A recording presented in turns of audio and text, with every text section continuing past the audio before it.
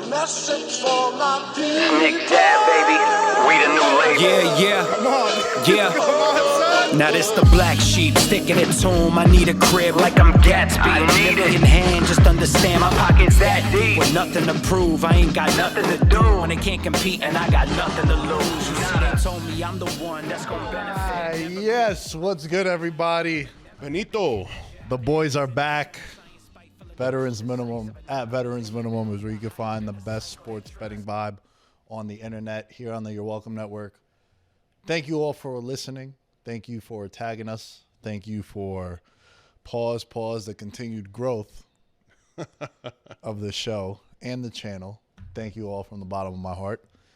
At Nick Dais Veterans, you can find me. The man to my left, my dog, Mr. George Carmona. Dude, ready to rock today. It's been a fun week so far. The combine video that we were supposed to film on Monday didn't happen due to weather, a literal rain delay. Yeah. Lightning in the area. It was unsafe to participate in the combine, but don't worry, people. This Saturday, it's booked. And not only is it booked, but we have the guys in the control room also joining us, and they'll be running routes. Hell yeah, brother. So I'm excited for this. It's been a fun week, and I'm glad because, you know, I wasn't ready Monday, but I think I'm going to be ready for this Saturday. Okay. As ready as I can be. Yeah. I like it. I'm excited for it. Yeah, I mean, you haven't thrown a football in how long? When I went back home for the summer, I threw a football. So July? Okay. July was the last time, but when you're an athlete, you don't really need to do too much. You kind of just lock in and go. We'll see, bro. Hey, we're only doing this video once. We're doing one take. It's like the pros. This could go really well. We go out there, we crush it, we look great on video. That's what people think of us forever. The cons, we look terrible, and we get Dave Portnoy. You saw that? yeah. Dave Portnoy at the Super Bowl Yep. was running, and it looked like he was challenged. Oh, yeah, bro. I don't know what happened. It looked I guess pretty I bad. haven't seen Dave do anything that's not a pizza review or play with Miss Peaches. Yeah. He doesn't move around a lot. No Right. quick movements.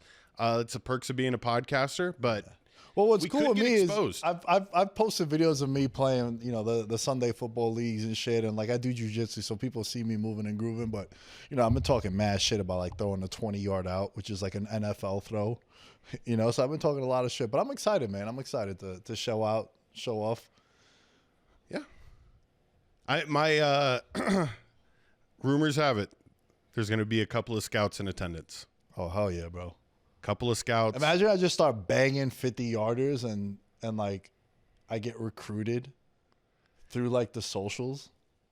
That's what I'm saying. I mean, I don't see why not. I think, Nick, what we could do with this is like now that AI has gotten so good, AI just needs to see us do that, right? And it's like, all right, hey, make me super pause. Maybe not super pause. Make me a 17-year-old boy. And I want to go through the recruiting process again. And I just lie to scouts. I create a fake profile. I get a 5-star rating. Like bench warmers, I am 12. Yes. Yes. Yeah. Yes. But all AI videos, and, you know, it's just I don't know. Bro, now that Random thought. Now that you said, you know, I was thinking about like going back to high school and shit, right? So I was having this conversation with Jory yesterday or the day before. Did you have showers in your high school? Of course. They were like, never used. But like when you had gym class or gym period, you were able to shower and then go to like chemistry? I never showered at the school.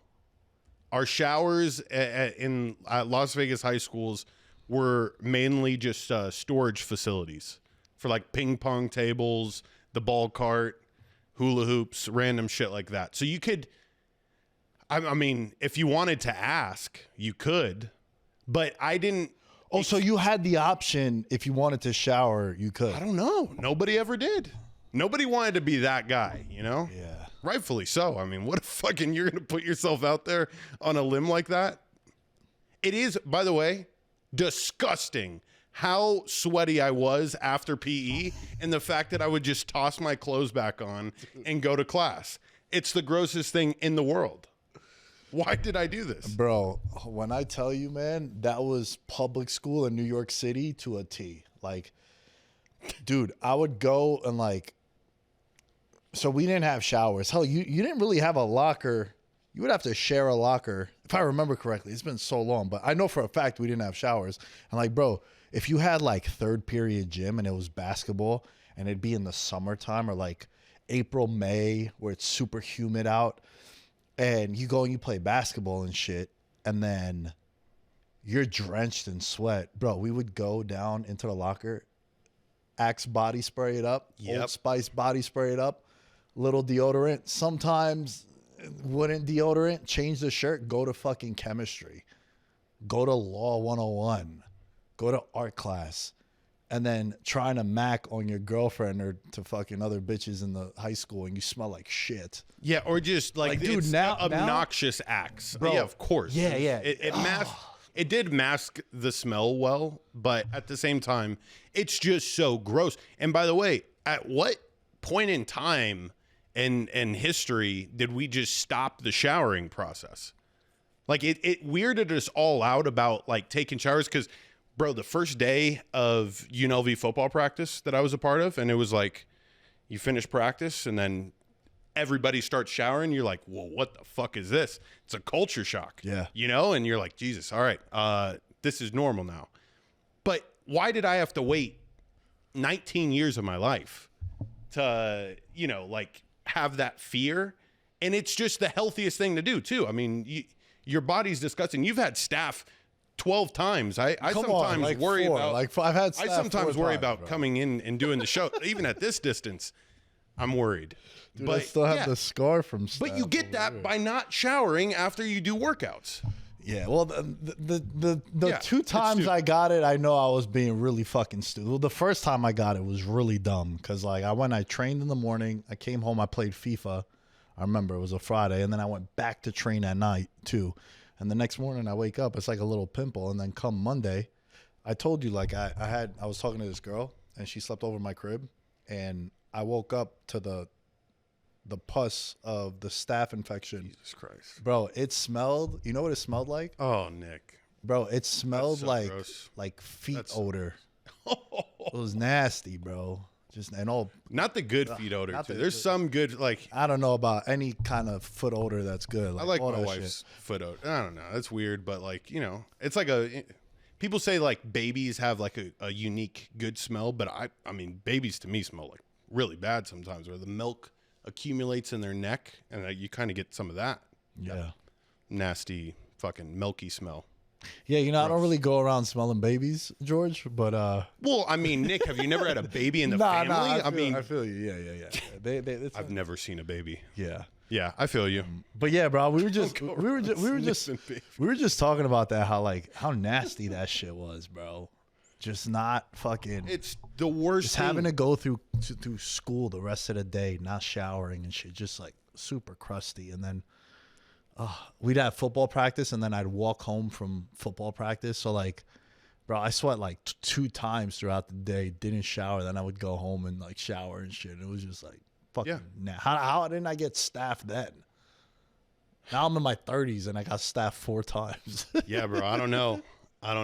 Doing it backwards. Hey, shout out to public schools in New York City, though. Maybe maybe we're too clean. Maybe we're too clean. It could be that too. Yeah, it could be that. Like you remember You during gotta the build up the pandemic, bro. immunity. During the pandemic, when like COVID first hit, Yeah. I remember being such a fucking loser that I would set up my phone and I time washing my hands for 30 seconds because everybody on the news was like, you got to wash your hands for 30 seconds. Well, what happens if I wash them for 25 seconds? They're like, no, you got to sing your ABCs and all that other dumb shit. Over there, Wow. like 27, 28, 29. All right. Yeah. And then I'm rinsing away. Your hands get pruny by the end of it. You're like, what am I doing here, dude?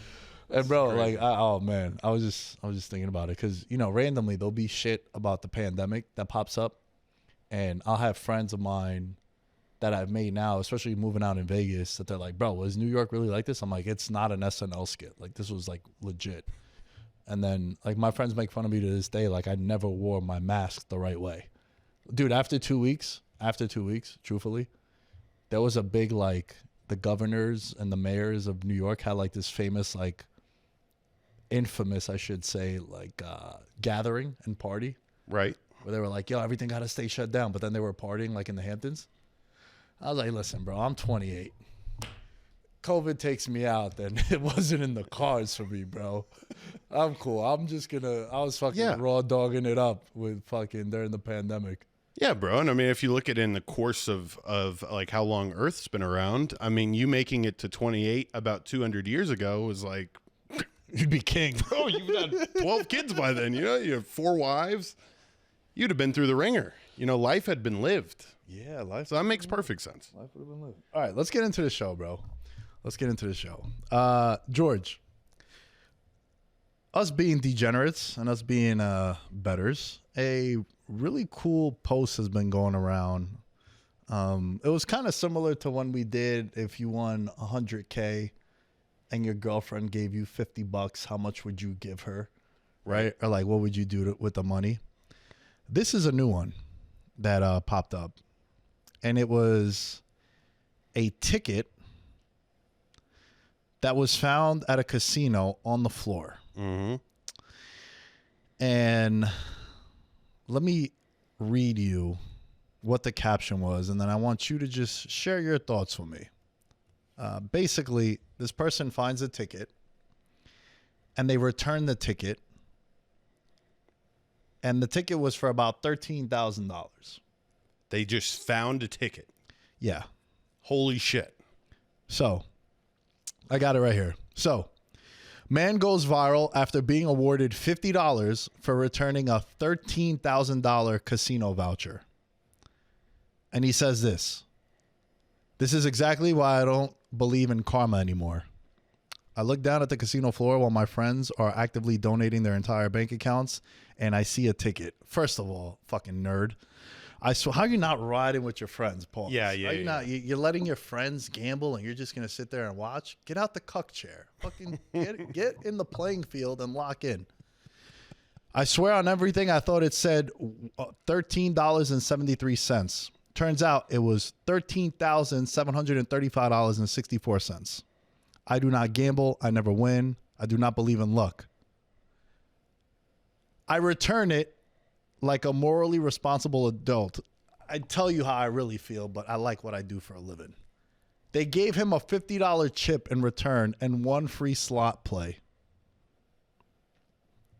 What are your thoughts? What would you have done First if this off, was you? You got to take the ticket and you got to walk out immediately. That would be my first instinct. It wouldn't even be to cash it out, because I do think, based on what I've learned, that if I was to go cash out something of that magnitude, I would get flagged immediately and they would still hand me the $50 voucher and the free slot play. So that was in the cards for him if he did just about anything other than walk out of the casino at that moment in time. So I think that's the answer. You walk out and then you devise a plan on how you can get this 13,000 into circulation. It's like money laundering, but with house money. But you have to find a way to, you play it, maybe play 1 to 2 hands so they know it's yours. Then you go and collect the money and there's no questions asked. What would you do? I don't want to, I'm not returning it. For sure not returning it. Now, I'm going to be, I don't lie to the audience. You guys have given me a great life, right? I don't lie to you guys. I lie to a lot of people. I don't lie to my audience. If I saw it fall out of someone's pocket and I can identify, hey, this fell out of George's pocket. Hey, bro, you dropped this. I'll do that. And I'll tell you why. It happened to me. It happened to me. I was in Atlantic City. We were watching my friend Jared Gordon. Shout out to Jared Gordon. He's in the UFC Flash. He used to fight at Cage Fighting Fury Championships, and their HQ was always at the Borgata. My friends and I would go up, and we'd do day trips. You go up Saturday. It'd be like 2.5 hours away. Go up Saturday, watch them fight, spend the night. You know, we're all like in our early 20s, mid 20s. Put like 6 of us in one room. We'd pay like $40 each, have like a nice suite at the Borgata. And, half of us wouldn't sleep. Half of us would just break night and all that shit. So we're gambling, and I go to meet my friends. I just won $1,800 playing poker. I played an express sit and go, $200 buy-in. It's one of those games where it's like the blinds go up so quick, and it's an express sit and go where the game is done in like 90 minutes. So I played, and I won I won it. So I won $1,800. I'm geeked. I'm making $400 a week. I'm like, oh shit. This is the fucking... Yo, guys, we're going to the club tonight, right? So, dude, I put the money in my back pocket. And as I'm walking down the steps, I see my friends at the craps. They're playing roulette. And off to the left is like slot machines. And I'm like, yo, bro, I just won like 18 on it. I'm on fire right before Jared's fight, yada, yada, all this shit. I hear, hey, buddy. Some old dude, maybe in his 60s, bro. Buddy. I pay him no mind. He goes, my friend, look at the floor. Bro, all my money's on the floor. Oh, my. Bro, look. The hair's on my skin. All my money's on the floor, bro. I pick it up quick. I go, I can't thank you enough. I'm like, here. So I go to give him $200. And he goes, nah, man, I don't want it. I was like, dude, you just saved me $1,800. And it's cash now. It's not chips or a voucher or any of that shit. I would do that if I saw it fall out of your pocket. If I see Correct. It's yours. This don't tell me that it's his. No. Or anybody's. I'm going to go give it back to the casino. No. And rule of thumb, George just broke it down for you guys. They know how much you're betting and spending. So if you're a $25, $50 bettor and I go to the window with a $5,000 four-leg anytime touchdown parlay that cashed, they're not going to cash that out for me. They'll cash it out if they see that it's on my player's card. That's why it's important to play with your player's card. There's a couple of casinos out here that if you play with them, you should always have a player's card because in the event that you lose your ticket, which has happened before, you can be like, yo, it's on my player's account. Look, right here. Yep. 22798. Oh, shit, okay, this is a real ticket for George, as opposed to doing it at a kiosk. Like, it's really important to be doing that on a serious note because it's happened to me, too, where I lost a $700 ticket and I had no proof that it was mine. So that's what I would do, truthfully. Yeah. I have to see that it fell out of this chick's purse, and I could be like, yo, here. If I just find it, y'all win enough. The house wins enough. Let me eat. For sure. $50 too is... You got to give me like 10%, It's right? crazy. You got to give me like 10%. Isn't 10% fair? It's like an agent fee and a manager fee, 10%. Yeah, I found this on the floor. 10% of that would be what? $1,300. Yeah, it would be. That's fair. I think that's fair. That would be very nice. But yeah, no, I'd rather you not give me nothing than give me $50, bro. Correct. That part. I'd rather you be 'cause like... that's a slap in the face. Yeah. That's the ultimate. That's like when someone calls you buddy and pats you on the back. I know what you're saying to me. Fucking backhand you with the left. Don't you buddy me, Yeah, pal. yeah, like fuck that. Dude, don't disrespect me and give me $50 on a No. fucking $13,756 ticket. Seminole Hard Rock Casino. Hey, you're out there too on tribal lands. The rules are different. And yeah, so, but maybe $50 is a lot. Maybe out here in Vegas, you'd get diddly squat. But I think that has to be the move. You leave immediately, and then you really have to be smart about how you'd get that type of money back into circulation without drawing major attention, because it is a ticket. So what the fuck? Like, would you go toss it in a slot? Do a couple of like $100 slot plays? I don't know. I don't know if I should share this. Oh, God. I should share it? All right. I was in Atlantic City one time, and I found a ticket for about $4,200. It was like that. It was like a voucher. And I was with a friend of mine, and we ended up splitting it. But he got caught. So we went and we put the ticket in the machine, right? because like those voucher tickets, you could put it in the machine, and then, you know, you could play like a certain amount or you could cash out, right? Correct. So I was like, yo, let's go halves. So he lost his money. We were playing like the Wheel of Fortune shit or whatever it was. I don't remember what game. I ended up taking like $2,200 in a voucher. What I did was I went and I put it in a kiosk for sports betting. And then I just cashed it out right away. So it was a different ticket. Because you know how the tickets in the kiosk from a sports betting and from a slot machine is different. Correct. And then I spent the whole weekend going to the same woman at the cashier thing. And I was making my $100 bets. But then when I went there, I was like, I got one. She's like, oh, sweetheart, congrats. Congrats was right. A lot of cheat and steal, baby. Wow. Yeah. That's genius. Yeah. You can't immediately go cash it, bro. You can't. You can't immediately go cash it. For that kind of money, like, you can't do it. I've had a friend find a $5,000 chip on the floor. Like, you know, the cameras look like you're nowhere near a high roller table to be around that kind of money. Like, you got to be careful. But there's ways around it. There's ways around it. That's way past the statutes of limitations. That was college days. Oh, yeah.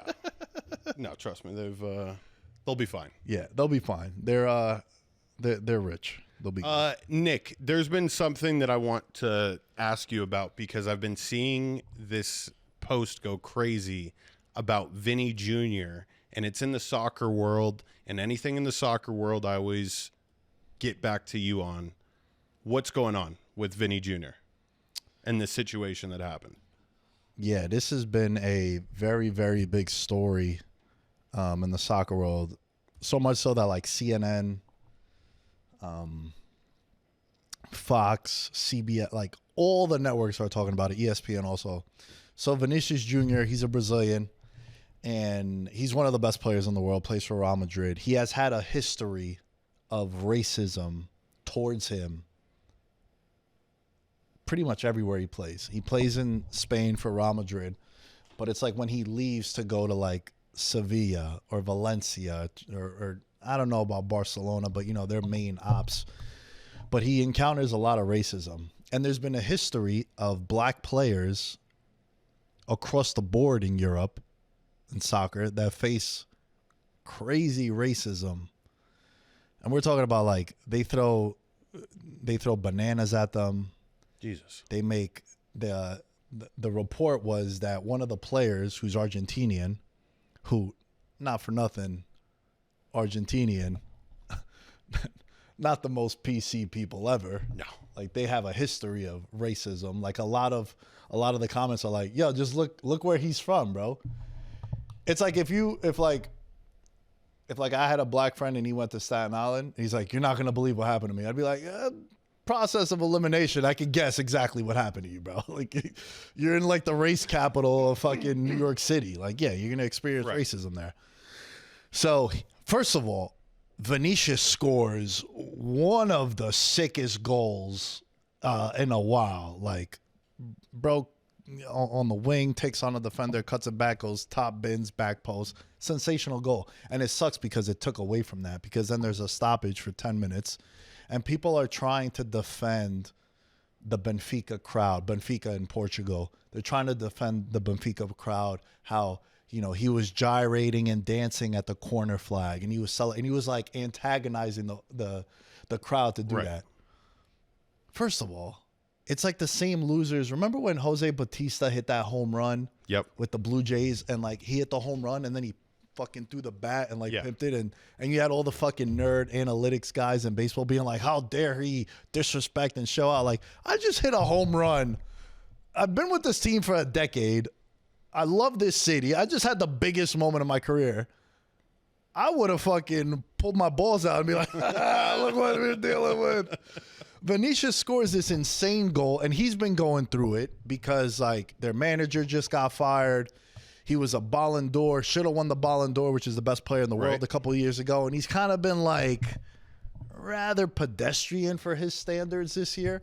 And he scores this wonder goal. He's back. And then the player that's being accused, and like, bro, you're not really doing the best job to defend yourself. he's caught on camera talking like this. Yeah. Now, let me just ask you before I continue.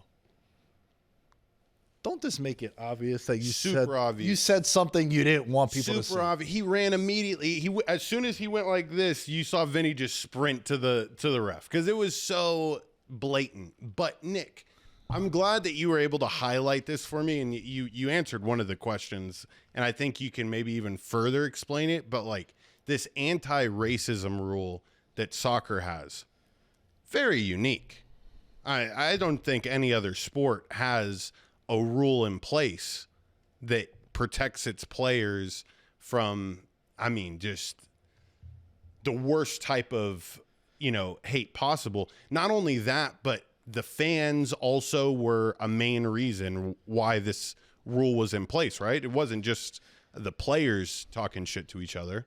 So what led to this moment? Because from what I was able to find, it's like, it's been in place for a while, but there's new rules that have been added to it in the past couple of years that have helped formulate it into what you saw this past game with Vinny. Yeah, so it happens in UEFA, which this was, UEFA Champions League. It happens in FIFA. It happens in the MLS, the Premier League, which is in England. It happens in La Liga.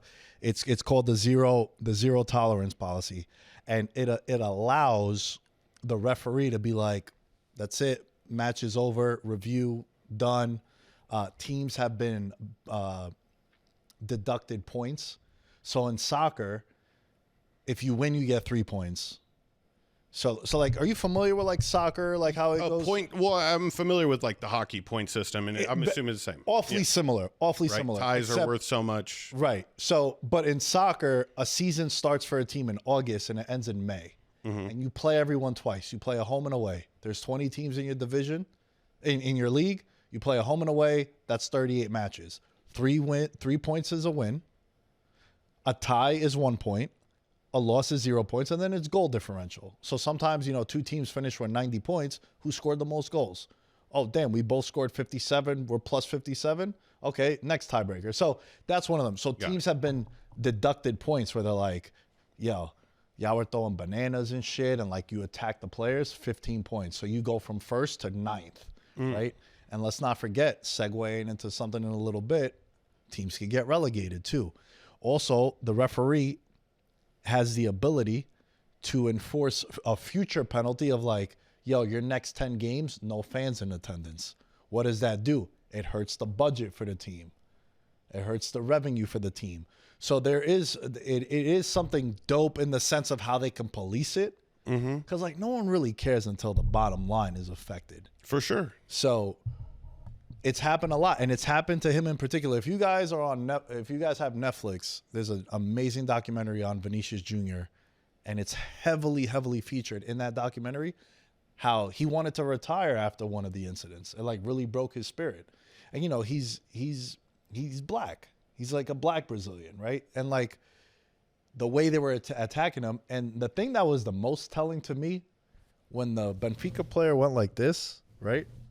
Mbappe, who's also black and he's French, he was like, you're a motherfucking racist. Like, bro, listen. Again, like I said before, I don't lie to my audience, right? If George tells me, yo, be careful with Isaiah, for example.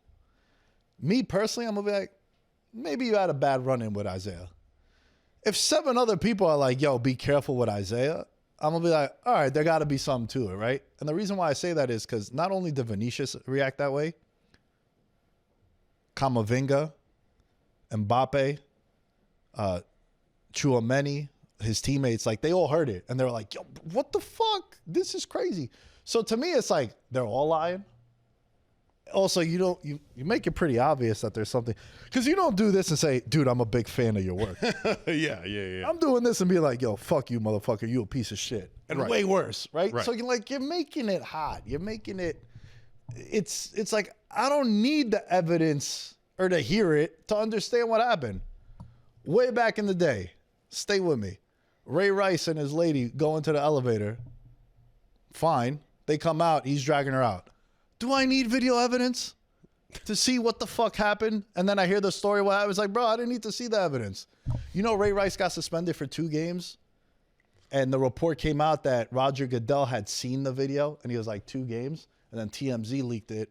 Then the world saw the video. And they're like, bro, you saw the video and said 2 games?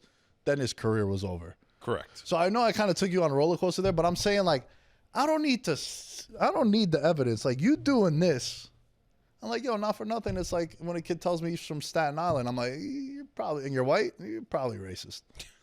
You know, like, odds are, and this guy's Argentinian. Yeah. And it's been a big issue, man. Yeah. It's a very interesting rule. And I wonder if other sports over time will adopt it, you know.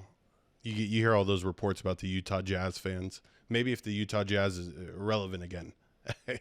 If it still persists, yeah, the rule might be instated there. Yeah, this has been a big story, man. I've been telling Mason Cam, I'm like, yo, I gotta touch on this topic. It's pretty powerful stuff. You know, it's been something that like it's captured the whole sports world. So yeah, I mean, it's not even one of those things where it's like, yo, tell us what you think about it, because yeah, I mean, clearly we're all on the same side for this. Yeah, it's terrible. I just think. Like, how does it affect the game? Do you think the 10-minute cool, like, is 10 minutes too much? When I read that it's like a 10-minute cool-off period, I'm like, I think we're good with like maybe a 2-minute timeout. Well, the reason why it wasn't 10 minutes implemented by the referee, it's just that the whole thing took 10 minutes because Vinícius is talking to Jose Mourinho, who ironically enough used to coach Real Madrid. He never coached Vini. Does the clock stop? No, the clock runs, but the referee. Right. So, like, yeah, stoppage time, the way it works is the referee, he starts his clock correct at 0-0, right? And then when a player gets substituted, he stops his watch. And then he talks to his linesman and he says, hey, the big screen on the TV says 45 minutes already, but I'm at 39, so we need 6 minutes of stoppage time. So that's how you determine stoppage. Got it. So that was like, I stopped it, and like, we just haven't continued in 10 minutes. It wasn't like FIFA or UEFA said it got to be 10 minutes. It's just okay. Vinny's going to his coach. His coach is cursing out Mourinho. Mourinho gets a red card. He's not leaving in time. Right. Mourinho's talking to Vinícius. Not enough microphones on the field. Yeah. Great. I mean, now if we're stopping the play, I need just... It's reality TV at that point. Yeah, that's a good ass point, man. That's a good ass point. Just for a layman, you know what I mean? You lost me, okay? The stoppage time in soccer will never cease to lose Mr. George Carmona. Yeah. I would be more inclined, maybe even a little translate, like the UFC translator, right next to the coach. Yeah. Just patching in exactly what they're saying. Yeah. That would be great. Yeah, so he said... I can't repeat what he said, but you can connect the dots. He said some foul shit. Yeah, for sure. Stuff like that. The translator just translated that. Would be perfect. Yeah, man. It was really sad. And again, like, you know, the other unfortunate part, another thing I was talking about with Jory, because he's a big soccer fan. We were talking about the kid on Benfica. He's young. He's 20, 21 years old. And like, bro, he was balling out. He was standing out. He was playing so well because he's like 5'4". He's a tiny guy, but he was balling. But now you're going to have to live with this reputation the rest of your career. You know what I mean? And, like, it's just sad, man. It's sad. It's happened to a lot of players. I remember England in the Euro Cup when they lost to Italy. England had a bunch of guys miss penalty kicks. I think it was Sancho, Rashford, and Saga.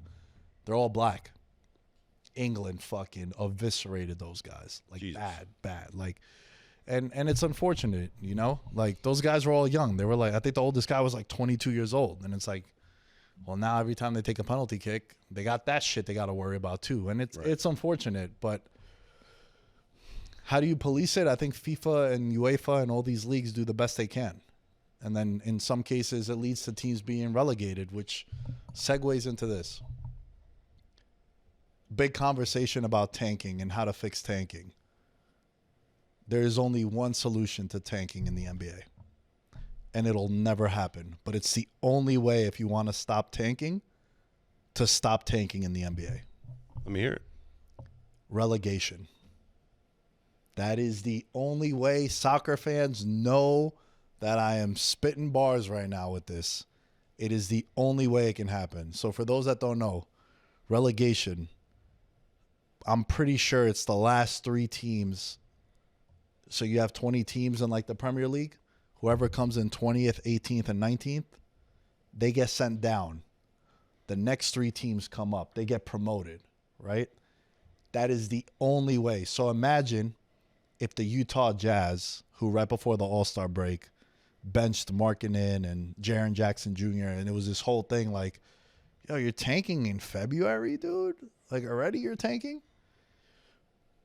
If they knew that they could get sent to the G League and then the fucking, I don't know, the Westchester Knicks could come up, that is the only way you could stop tanking. All these other ideas about like, yo, no more NBA draft, deduct the lottery balls, do all this other shit and let the rookies pick where they... Nah. The only way to stop tanking, because, George, do you know how much an NBA team makes on average a year just off the revenue just for being in the NBA? 500 million? Very close. 425. This was as of 2024, right? Okay. So about 400 million. Now imagine if you're like, yo, you want to tank? You might get sent down to the G League. 400 million is gone. Yeah, I was about to say, I was like, do you have the number for the G League? I think we could take a rough estimate. It ain't 400 mil. 400,000. 400. Right? So Probably. that bro, is honestly, I can't be. That's probably pretty close. Bro, I'll listen, give it a goog. That is the only solution to NBA tanking. It'll never happen because there's too much money involved. It doesn't have to do with the games.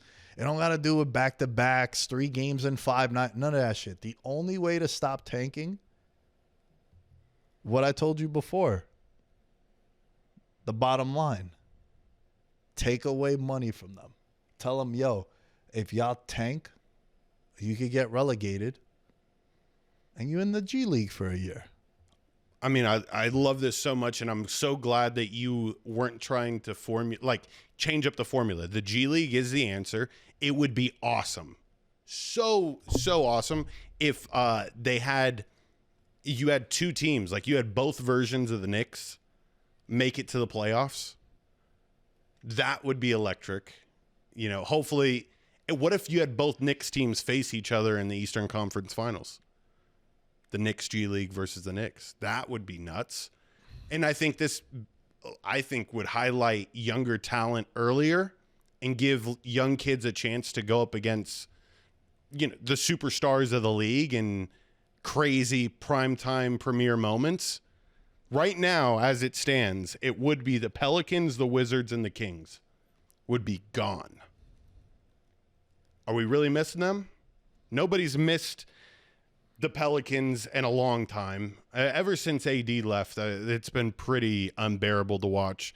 The Wizards, their last good run was with Paul Pierce, and the Sacramento Kings, they weren't terrible. They were actually like one of the sneaky good teams a few years ago, but they've fallen from grace. Yeah. So you send those teams down to the G League, and then you send up the Mexico City Capitans. What team are they connected with? These are NBA G League teams. I know, but does it say like it's the affiliate team of? It don't tell me. No. The Mexico. So look that up while I make this point. Right. Okay. So Mexico City Capitans come up for the Pelicans. The Greensboro Swarm come up for the Wizards, and then I don't even know how to pronounce this. I'll be honest. Oskiloa Magic. Oh yeah, that's a tough one. That's a tough one. Osceola. Yo, you know what it is, Osceola. Listen, I went to high school in New York City, bro. Public school in New York City. Reading is hard. I mean, those are the teams that come up. That's the only way you can stop tanking. And again, like, the Mexico City Capitans don't have an NBA affiliate, so we have to get each team to have an NBA affiliate. This is so weird. But bro, that like in all seriousness, I know we're being silly. Bro, Deadass are the only team that doesn't have an affiliate. Yeah. They're the number 1 team in the league right now. Yeah. Well, in the West, yeah, they have the best record in the West. That is the only solution to tanking. Like, there's no other way. I'm with you. Yeah. And they're willing to make so many changes in the NBA that I don't put this past Adam. By the way, Adam Silver has been on the hot seat since he took over. And just as much as he preaches how much he loves the players, he is one of the worst commissioners of all time, in my opinion. He can't buy into any one of his plans that he's putting in place. This might save it. You need that one big moment as a commish for everybody to look back on legacy-wise. Why not have it be this? Is there anything else you want to add on this relegation thing? Because there's one thing that I can tie into right now with Adam Silver. Yeah, do it. Okay. So right now in the NBA, you are allowed to, as a player, be an investor in all the sports betting companies that are in bed sponsorship-wise with the NBA. As long as it's under 1%, you are allowed to invest in Caesars, FanDuel, whichever one of the commercials that you see running during NBA games, you can invest in those companies. I'm going to leave it there. One, is that crazy to you that they're allowed to make an investment in these sports betting companies while playing? Yeah. It's really crazy. Yeah. Okay. So Adam Silver allows this, and I find it to be absolutely absurd, first off. Now, this past weekend, did you see that Giannis is now a Kalshi investor? And he's becoming one of the first players in the NBA to invest in not sports betting, but in the predictive analytic market. And so now Adam Silver goes up at a press conference after Giannis announces this, and he says there's no problem at all with Giannis getting into bed with Kalshi and being an investor. So I've never seen a more relaxed approach from a commissioner whose sport legitimately had one of the biggest sports betting scandals we've ever seen fucking 6 months ago. This dude is so relaxed, tone deaf. I have no clue how else to put it. Why in the world would you allow your players to do this given the circumstances that have already been laid out before you? I think it's the money. Money talks, bro. Money talks. He's getting his. It's the reason why for many, many years, if you were on network television, you cannot say, I like this team to cover. I like the 6.5. You couldn't say it. You do keywords like, if you knew the point spread was 5.5, I like the Bears to win by a touchdown, and I'm the betting expert on TV. You're listening to me. You're a fan of Nick and his betting picks. Oh, Nick likes them to win by. Oh, so he likes the 5.5. But if I went on there and said Bears minus 5.5, I'd get fired. It was the elephant in the room that was so obvious, and everyone knew was fucking standing there, but they couldn't. Yep. It's the same thing with Adam Silver. There is a lot of money. There's FanDuel fucking sponsorships on the court. Kalshi. Better. Underdog. MGM. Prize picks. Like, bro, I've told you, I got every single app on my phone. I have 22 betting apps. I shop the lines, right? So I have all of them. DraftKings, FanDuel. I said them twice. Shouts to them.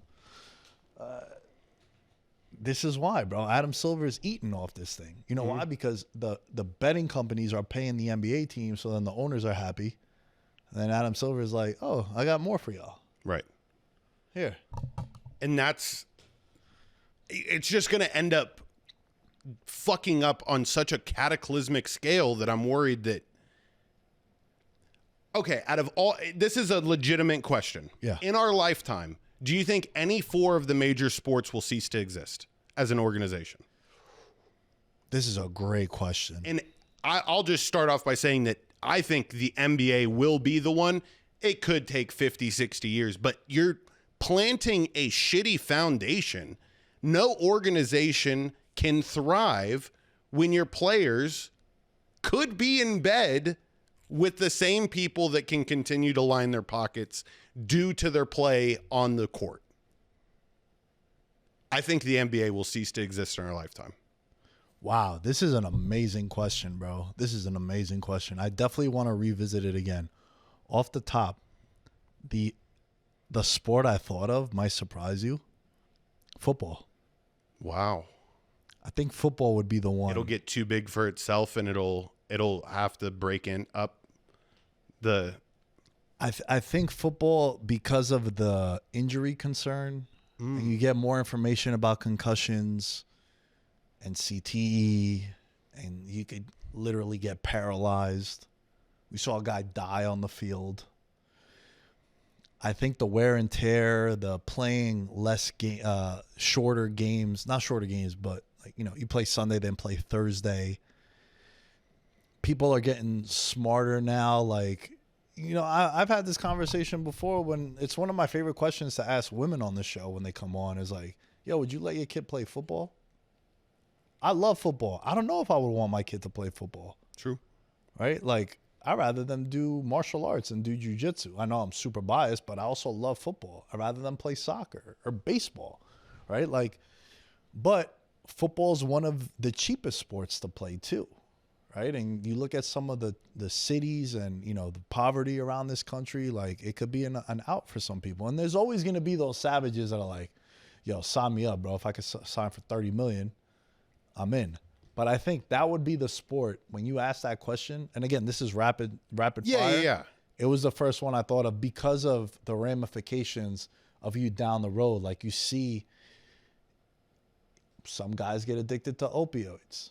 Some guys have, 95 surgeries after playing, and like, they're committing suicide and all that shit. Like, I think football would be the one. Yeah. And it's not as worldwide, except like basketball played globally, and football's played globally. I'm not saying it's not, but not on the scale of those. Of baseball, of basketball, of soccer. I would even hockey, I would say, is played way more in other countries than football is. It's our baby. That's not a bad answer. I like that one. And I leave in the comments down below what sport you think might cease to exist. Bro, we're definitely clipping this, and we're making a graphic for this, because I think this is a great question. If you had to pick one of the major four sports, like, it sounds crazy, but you're not gonna always be that popular too.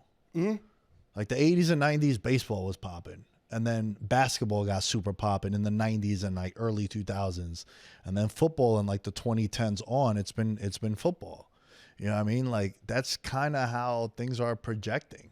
Mm-hmm. And you're not always going to be the number one sport in the country. But think about all the things that basketball does, right? Alienates its audience, increases the price of everything for a product that's not worth it. Things that we've said on this show where it's like you're tanking. We had just mentioned it earlier, where with the tanking of all these teams and there's no controlling it. You have your own commissioner not controlling what you can control. Your players being able to invest in these gambling companies. Now, mind you, this from this article, it was stated that their collective bargaining agreement for the NBA players fought for this, which I am pro player, right? So I do want them to have their ability to get a little bit of action, but maybe you give it back to them in a different way that isn't, directly tied to what Terry Rozier did, what Jonte Porter did, what Chauncey Billups was alleged to have been doing. It's really messy, man.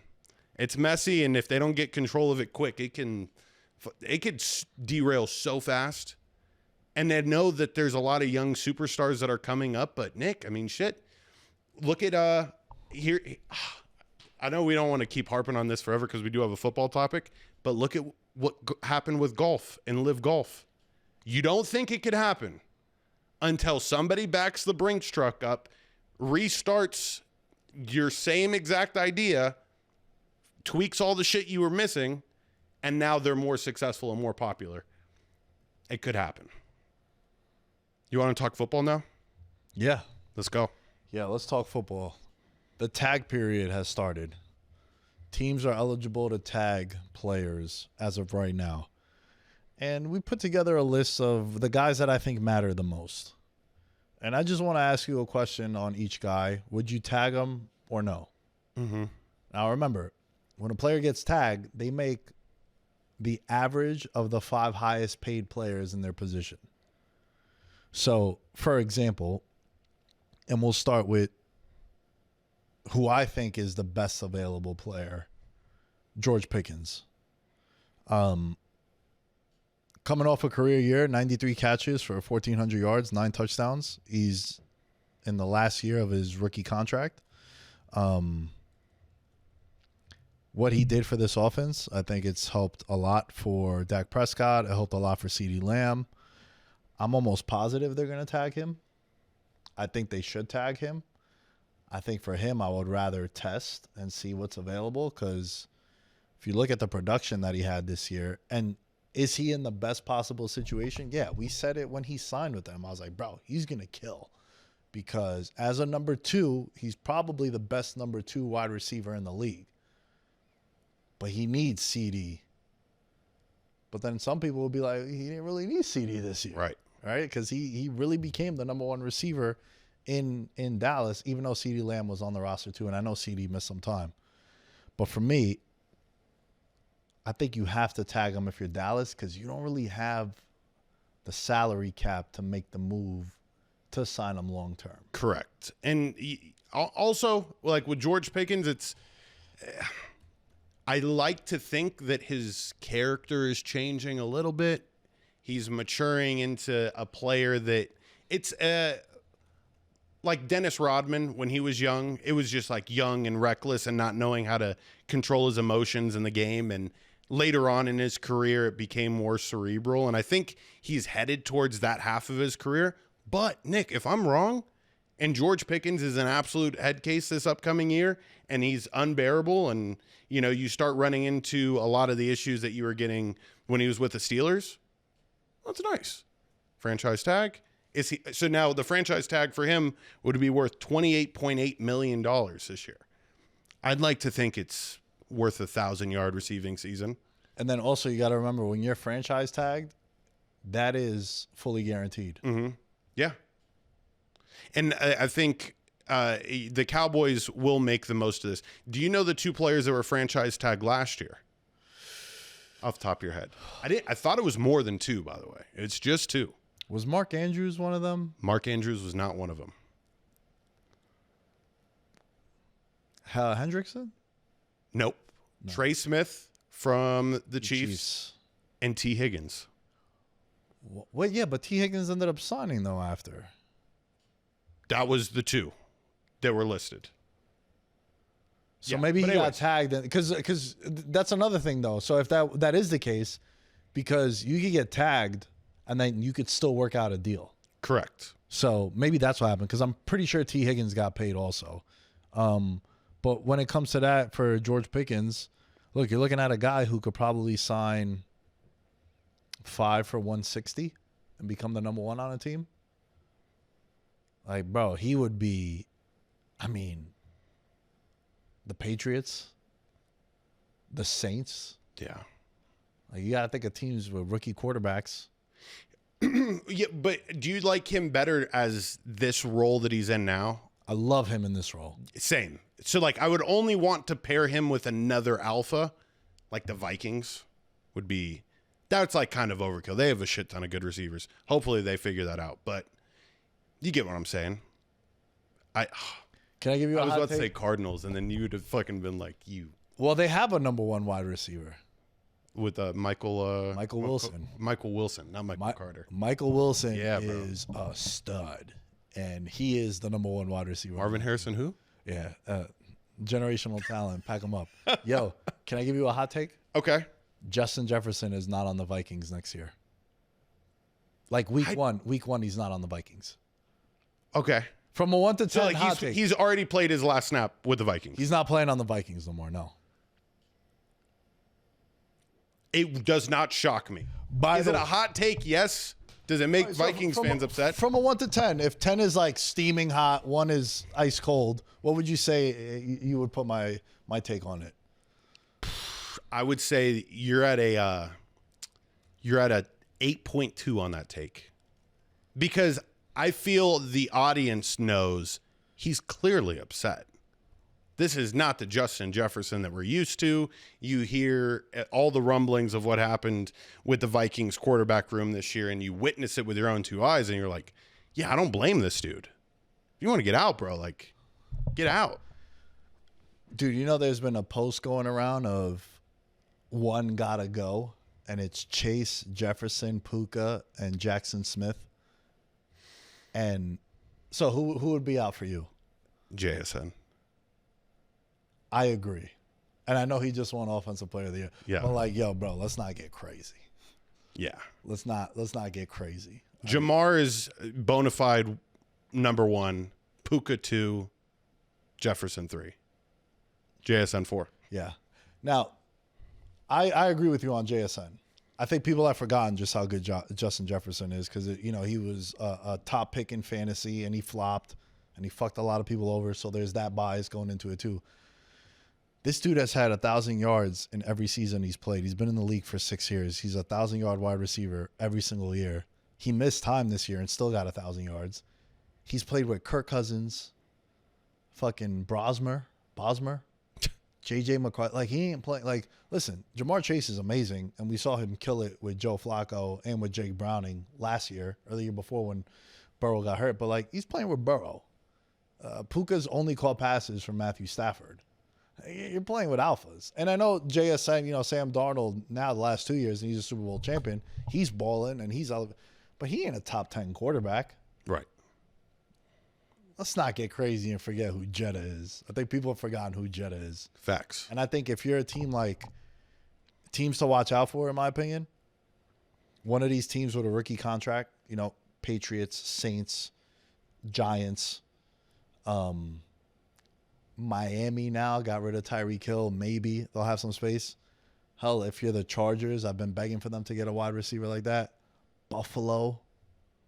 How about this? The Niners. I don't think he plays for Minnesota next year. I would hope. I want that to happen. That's why I'm going to increase it to an 8.6 on how hot that take is, because that's a take that I would like to see come to fruition. Yeah. Next player. Who else is on there to get tagged? Breece Hall. I just feel you could do whatever you want with the Jets, but like, he's not a player that even Jets fans will say he's worth it. He's been the only stable, consistent player for the last 2 years on the team. But even then, stable and consistent for the Jets is the bottom of the barrel for the rest of the NFL. Definitely a player that once he leaves is going to thrive. Like, pick him up in fantasy. He'll have been unlocked. What about you? So, let me ask you, do you feel like this happened? Because I think he's a prime example of this, where, like, a guy has success early and we try to hold on to that, but then a guy sucks early and we hold on to that too. Mm-hmm. Like Breece Hall, he got hurt early on in his career, but then he had that, his best year. I mean, technically yardage-wise, his best year was this year. But in 2023, he had 994 rushing yards, and receiving, he had... How much did he have in receiving? Well, he had 1,500 yards from scrimmage is what he had in 2023. And that was like, yo. But, like, since then, it's... And he's got all the wear and tear of that team, because I'm sure he was, 200 touches? Well over 200, yeah. Okay, so damaged goods. Look, in his career, he has 755 rush attempts, and he has 188 catches. So that's about, like, over 900 total touches. Just about. Yeah. Just about 900. With Jets blocking... So it's like 1,200 touches. Bro, it's like it's like a 1.5 multiplier on that. Yeah, I mean, I don't know what you do with him, and if you tag him, like, if you tagged him, Jets fans would go like be in an uproar. There's nothing you could do to please the Jets fans right now aside from, I don't know. Because I just feel like Did the Roger experiment? Like, what the fuck So can you here's do? the thing, right? Anytime a player is rumored to be traded and then doesn't get traded, I feel like their time is coming up.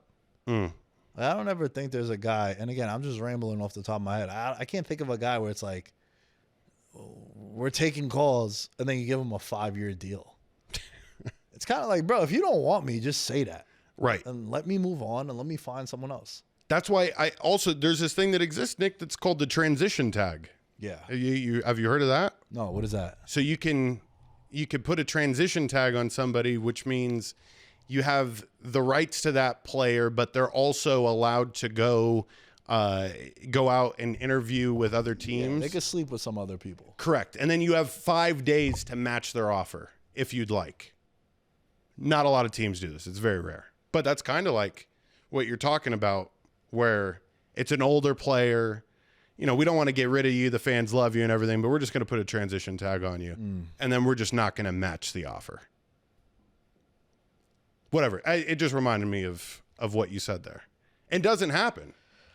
You know, and if he gets tagged, it's about 14.5 million. Right. You tag him, I guess. Like it's one of those where, like, to me, this was the least excited I was of the names on the list. So let's move to the next one. The other running back, Super Bowl MVP. Kenneth Walker. Yo, Earned it. earned it. Yeah, I mean, talk about getting hot for 6 games and really becoming the bell cow, and then you win Super Bowl MVP as you're going to be an impending free agent. Talk about the timing being perfect. So let's not forget that they love Chardonnay. And it was really a 50-50 back committee. So much so that Chardonnay was... Charbonnet. Chardonnay is... Bro, you're not the... Yeah. Yeah. It's fine. Charbonnet. He's Chardonnay. Was like their red zone back. Yeah. You know what I mean? Like, he was their red zone back. And then he just became so undeniable. Look, in the final weeks of the season, 248 yards rushing weeks 15 to 18. And then another 313 in the playoffs. So he had about over 550 yards rushing from week 15. So week 15, 16, 17, 18, 4 games. And then 3 games in the playoffs. So in 7 games, he had over 550 yards rushing. Like, it was perfect for him and the timing of it. If they tag him, it's about 14 million, like we said. But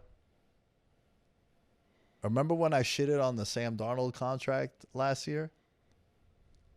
Might be one of the best contracts now in the NFL. You're getting a quarterback for, what, 30 million a year? Dak's making 60. Trevor Lawrence, Jordan Love, 55. Sam Darnold now has one of the best, like, pound-for-pound contracts in the league. Outside of, like, rookie quarterbacks, this is the one where you're like, how the fuck did Seattle? Seattle has the 4th most cap space, or 5th. They're in the top 5. I know that. This performance that he had in the Super Bowl was like the lasting image of him. And he's young. He's 25. So if you do give him a contract, you still have those other 3 years where he's like still in his apex. I just feel a way about running backs, bro. I feel a way about running backs. I think I would tag him, not give him a long term. This would be a good tag player. Just because you have the two-headed monster. And he'll be back, and you know, you could think with a clear head, you know what I mean? Sometimes you need that post-Super Bowl nut clarity to realize that Kenneth Walker struggles at catching the football, and he also struggles at picking up blitzes. So was he amazing for that stretch? Phenomenal. Do we need some separation of time from his peak performance? I think we do. You always say you're the sum of the entirety of your career, not your highest moment, not your lowest moment. The average. Yeah. No, that's one of my favorite takes of mine. Like, I'm going to eliminate your career year and your worst year, and that's who you really are. That's what we got to do here. That's what we got to do. It's worth the tag. Definitely worth the tag. You have to. This one for the city alone. The city will crucify you if he's not wearing a Seahawks uniform next year. So it will happen. This other one, I kind of feel the same way about Trey Hendrickson as I do Breece Hall, where he's obviously a game wrecker, great player, but since he keeps running into this issue and, you know, you just can't, he's not going to solve it. Just like how the Raiders keep looking at Max Crosby like, holy shit, the Raiders defense is going to be good this year. No, you have one good player out of 11. And so with Trey Hendrickson, he was a sack leader 2 years ago. Let's look back at the average. The Cincinnati Bengals defense, one of the worst in the league. Since he's been on the team, clearly it's time to move on. That's the way I feel. Don't tag, ship him off. If the option is to give him a lengthy contract or tag him, I'd rather tag him. If the option is tag him or let him walk, I'm letting him walk. Does that make sense? 100%. He's 31 years old. And to your point, right? If we eliminate his what was it, best, 17 and a half sacks he had that 1 year? Yeah, his best year. So he had back-to-back 17 and a half sack seasons. So if you eliminate both of them, he's had 2, 4.5, 13.5, 14, 8, and then 4. He missed time last year. So you're about a 10 sack guy, or 9, really. Right. But you're also playing on one of the worst defenses in like league history. I'm going to stand by what I said. If the option is to tag him or give him a 5-year deal, I'm going to tag him. But if the option is, yo, tag or let me walk, peace. Yeah. Yeah. Yeah, that's how I feel about it. And then also, like, yo, you've made it apparent, bro, you don't want to be there. Like, to me, dude, I know sometimes I'll be fucking around, like, with, like, the Paul George analogies. Where, like, when Paul George kept asking for, like, more and more money, if I was a GM, I'd be like, yo, you see this photo? And it's like Joe Ingles when he, like, stole his soul in that playoff series. Bro. Back in the day when he was with the Jazz, Joe Ingles was. And then, like, James Harden's going to be like, yo, I want $60 million a year. I'm like, oh, yeah? Yo, pull up the game 6 and 7 playoff log. Sorry. You want 28? If not, there's the door, bro. I'd be the worst GM ever. Like, my team would win. But, like, mad people would go on podcasts and be like, dude, he was a piece of shit.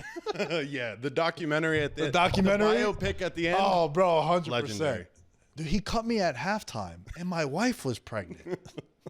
Yo, helmet and playbook. Get the fuck out.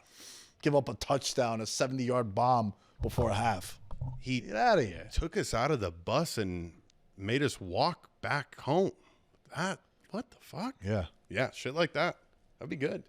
Make them process. Think about what they did. Yeah, think about it, bro. Take that whole trip to think about the fucking stupidity that you caused. How much do you think people think about Kyle Pitts in Atlanta and what they're going to do with him? Because he's the last person on our list of potential franchise taggies. Be very, very careful. Has a career year and a contract year. Red flag galore. I had him in fantasy for that reason. I love, like, I'll take George Pickens in fantasy again if he's franchised. Like, I like the guy who's going into a contract year.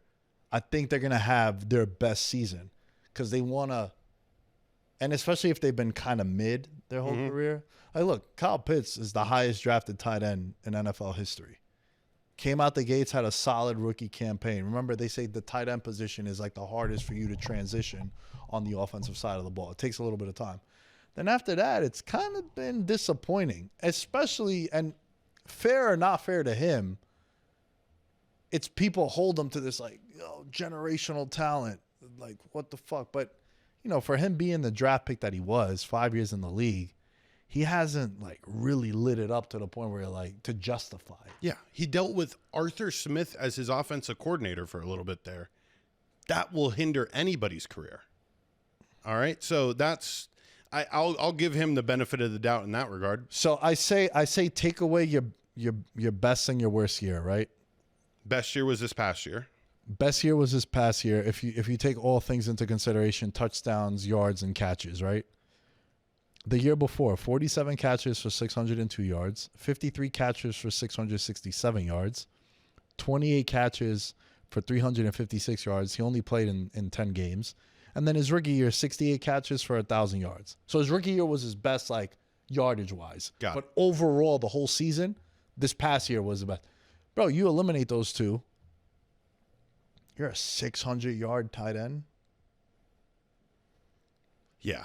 And I get it. He's 25. He was one of the youngest players that got drafted at the time that he got drafted. But, like, I would be very careful, bro. I'll be very careful. Like, this is one that the transition tag would apply, where you can still make the people of Atlanta happy and saying, like, hey, we're trying to work things out with him, knowing that there's going to be other suitors. Because I think he's one of those tight ends that we held him to such a high standard because we were coming off of the tight end inception with Travis Kelce and George Kittle, Mark Andrews. They were really revolutionizing the way that we viewed the tight end position. And that's when he came into the equation. Gronk was another one that really changed everything. And yeah, it's a tough standard to uphold. I think he will be way better suited on another team. People in the NFC South typically always stay in the NFC South. yeah. So who would you rather see him play for than those other three teams? Well, one team that came to mind, if you want to talk about infrastructure, a team that knows how to use their tight end, a team that kind of needs a tight end right now, why not Kansas City? As a Kelce heir apparent to the throne, Bieniemy is back. They got Mahomes. Kelsey's still there to, like, show him a couple things, clean it up just a little bit. Right. You're like, yo, bro, I'm 37. You're 25. Like, yeah, let's start ushering you in. And then, bam, this is your team. For sure. He's perfect for them. Better than Noah Gray? Yeah. I think so too. Yeah. Let's not get too crazy. No, I know. But we're bypassing my man Noah Gray here. He was Bro, let me ask you this. sleeper. Let me ask you this. Playoff prop better. You know who my number one prize possession is for the New York Giants to get? Who? Isaiah Likely. Really? He is a top 5 tight end in the NFL. He just doesn't get the opportunity to. He's the best tight end on the roster, and I know they paid Mark Andrews. He got the hardball connection. Giants could use a tight end. Listen, I like Theo Johnson, but you know what I don't like? Every other pass is a drop. It's kind of frustrating, bro. Yeah. Jackson Dart makes an amazing throw and you drop it, and that's your boy. But not really your boy when you do that. I like Isaiah Likely. My number one target if I was the Giants. So are the tight end or the Giants rumored to be getting a tight end in the draft? Nah, the Giants are rumored to either take a receiver at 5 or to take another offensive lineman. You know, there's The pipe dream is Caleb Downs from Ohio State. I mean, yeah, bro. Because John Harbaugh has already name dropped him, and he's like Kyle Hamilton 2.0. And I love Kyle Hamilton, and we could use a alpha back there. Like, yeah, let's get Caleb Downs. That'd be nice. I think if he's still available, because I don't think he'll go in the first round, but if you do end up getting like a tight end that could play that Brock Bowers type of hybrid tight end combo, the kid out of Vanderbilt named Eli Stowers, tall, he's more of the receiving end of the tight end. Pause, but he's a good player. You guys would benefit from him. No other players here, Nick, but the win totals did come out for the NFL. Win totals are out. We're just going to do a super cliffhanger here. Just going to give one each. We'll spend next week. We'll dive into it a little bit more, preview some free agency stuff. But, yeah, the win totals are out already. Is there one that just jumped out to you? The Jacksonville Jaguars at 9.5 wins was plus money, plus 100. That jumped out to me. I think that team is only going to continue to improve and will be an offensive juggernaut this upcoming year. And sure, that division is going to improve across the board, but I really am hopeful that they'll get to the 10 wins. There was no teams that, aside from me picking the Jaguars, kind of shocked me that no teams were projected to win more than 10.5 games. There was no 11.5 or 12.5 win teams. Very interesting. And I do think that by the time the season starts, we're going to have at least 2 win totals that are in that range of 11 or 12. I love that you brought that up because that was my biggest takeaway. And shout out to Crumbs in the Discord. He said that the highest valued is, win total is 10.5. And there's a bunch of teams like that. There's 11 teams with 10.5 wins or more is what they're, what they have them at. But the one that jumped out to me, very early lean, Chicago 9.5, probably taking the under. Record in 1-score games, a lot of magic and comebacks came their way. I think there's going to be some regression. Unless the caveat is going to be, is Caleb Williams really one of them? Which I think he is. And if he is, it's like, if he plays 17 games, they're probably going to be a double-digit win team every year. One of those scenarios. Right. So, yeah, those are just the 2 that jumped out. We'll do a deeper breakdown next week on the show. Remember, we're only filming once a week, so you're only going to get the show on Thursdays moving forward. So thank you all for listening. Rate, review, subscribe wherever you find us on Apple, Spotify, YouTube. Follow us on TikTok, Facebook, LinkedIn, Instagram, Twitter. Am I missing anything? No. Keep supporting the Your Welcome Network channel, man. It's continuing to grow, and a whole bunch of new shows on there. So make sure you guys keep hyping the video. Hype on YouTube. And last but not least, $1 American for the Patreon. Patreon.com/Veterans Minimum. Do it. Peace. Later. I'm a gold medalist, bronze like your medal is. So many deer in headlights, but it's bedtime. Hear that supper bell, main course, be the venison. Dab. Most dangerous game. Either kill or be killed.